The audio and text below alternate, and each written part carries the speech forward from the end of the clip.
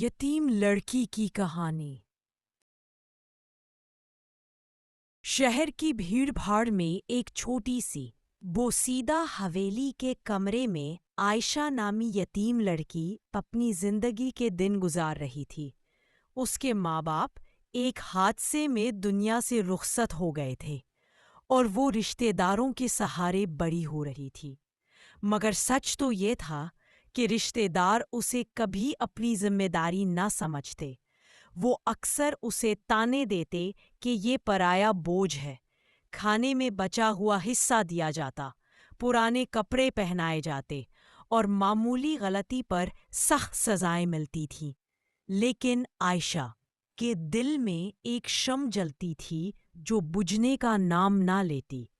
وہ جانتی تھی کہ غربت، یتیمی اور محرومی اس کے خواب چھین سکتی ہے، مگر اس کے عزم کو شکست نہیں دے سکتی۔ وہ اکثر کچرے سے ملنے والی ادھوری کتابیں اٹھا کر پڑھتی اور دل ہی دل میں تصور کرتی کہ ایک دن وہ علم کے ذریعے اپنی زندگی بدل ڈالے گی۔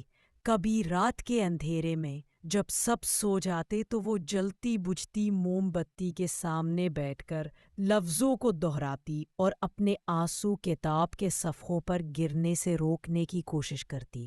بچپن میں وہ اتنی کمزور اور لاغر تھی کہ کئی بار بیماری کے باعث دنوں بسترے پر رہتی، مگر جیسے ہی صحت ذرا سنبھلتی وہ پھر سے کتاب کے پیچھے لگ جاتی۔ اسکول کی فیس دینے والا کوئی نہ تھا، لیکن اس نے گھر گھر جا کر برتن دھونے، جھاڑو دینے اور سلائی کرنے کا ہنر سیکھا اور ان پیسوں سے اسکول میں داخلہ لیا۔ اسکول کے بچے اکثر اس کے پرانے بستے اور پیوند لگے یونیفارم پر ہنستے، مگر وہ مسکرا کر سب برداشت کرتی اور سوچتی کہ یہ لوگ ایک دن اسی سے سبق لیں گے۔ استادوں نے جب اس کی ذہانت اور لگن دیکھی تو انہوں نے بھی چھپ کر اس کی مدد شروع کی۔ کوئی کبھی پرانی کتاب دے دیتا، کوئی کبھی امتحانی پرچہ حل کرانے میں اضافی وقت دیتا، لیکن اصل جنگ تو وہ خود لڑ رہی تھی۔ دن میں محنت مزدوری اور رات کو پڑھائی نے اس کے وجود کو گھلا دیا تھا، مگر اس کی آنکھوں کی چمک مزید روشن ہوتی گئی، یہاں تک کہ میٹرک کے امتحان میں اس نے پورے شہر میں پہلی پوزیشن حاصل کر لی۔ جب اس کا نام اخباروں میں آیا تو وہی رشتہ دار جو کل تک اسے بوجھ کہتے تھے، آج فخر سے لوگوں کو بتاتے کہ یہ ہماری بیٹی ہے۔ مگر عائشہ جانتی تھی کہ اصل سہارا صرف اللہ ہے اور اصل طاقت علم ہے۔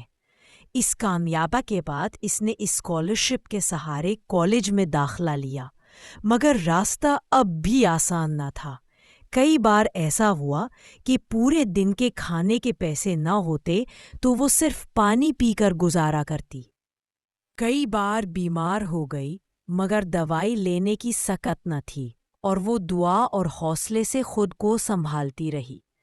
دوستوں کے پاس قیمتی کتابیں اور نئے کپڑے ہوتے، مگر وہ پرانی کتابوں سے ہی سبق نکالتی اور اپنی محنت جاری رکھتی۔ وقت کے ساتھ ساتھ اس کی محنت رن لائی اور وہ یونیورسٹی میں داخل ہو گئی۔ وہاں بھی اسے کئی مشکلات کا سامنا رہا، کبھی ہاسٹل کی فیس کے لیے فکر، کبھی امتحان کی تیاری کے دوران پیٹ کی بھوک کی شدت، مگر وہ سب برداشت کرتی رہی کیونکہ اس کے دل میں ایک خواب تھا کہ وہ صرف اپنی زندگی نہیں بلکہ دوسروں کی زندگی بھی بدل دے گی۔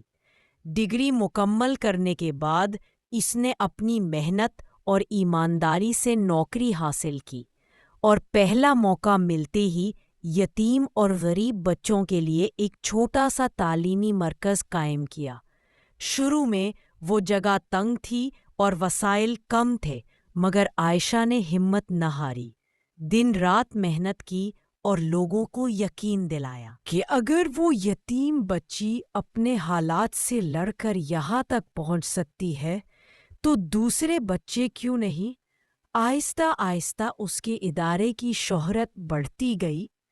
مخیر حضرات نے اس کے جذبے کو دیکھ کر مدد کی اور دیکھتے ہی دیکھتے وہ ادارہ ایک بڑی درسگاہ میں بدل گیا، جہاں ہزاروں یتیم اور غریب بچے تعلیم حاصل کرنے لگے۔ ان بچوں کو کتابیں، کھانا، رہائش اور سب سے بڑھ کر عزت دی جاتی تھی۔ وقت گزرا اور وہ بچے بڑے ہو کر ڈاکٹر، انجینئر، استاد اور عالم بن گئے، اور ہر کوئی یہ گواہی دیتا کہ ان کی زندگی ایک یتیم لڑکی کی محنت اور حوصلے کی مرہون منت ہے۔ عائشہ جب ان بچوں کی کامیابیاں دیکھتی تو اس کی آنکھوں میں آنسو آ جاتے، مگر وہ یہ آنسو خوشی کے ہوتے۔ وہ شکر ادا کرتی کہ اللہ نے اسے دکھ کے اندھیروں سے نکال کر دوسروں کے لیے روشنی کا ذریعہ بنا دیا۔ اس کی زندگی ایک زندہ سبق بن گئی کہ یتیمی کمزوری نہیں بلکہ طاقت ہے۔